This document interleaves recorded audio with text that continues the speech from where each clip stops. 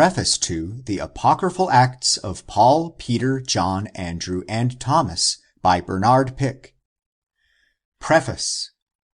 The publication of the epoch-making work by Lipsius on the Apocryphal Acts of the Apostles, comprising about 1,800 pages closely printed, Schmidt's Coptic Acta Pauli, more especially the critical edition of the Apocryphal Acts by Lipsius and Bonnet, have opened a large but very little cultivated field of ancient Christian literature.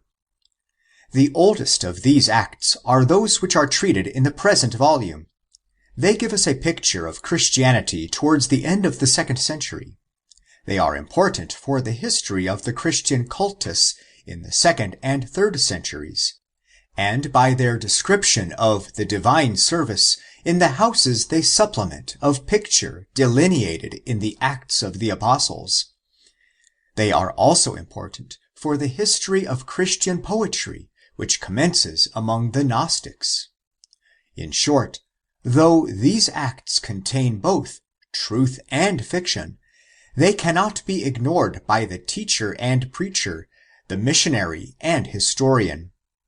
What has hitherto been a terra incognita, generally speaking, has now been made accessible, especially in the beautiful edition of Lipsius and Bonnet, whose text must now be considered as Textus Receptus.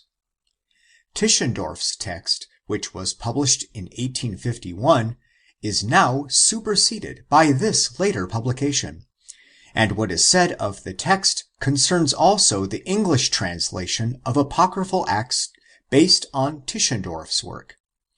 As an illustration, we only refer to the fact that chapters 39 through 41 and 62 through 158, now found in the Acts of Thomas, are wanting in Tischendorf's edition.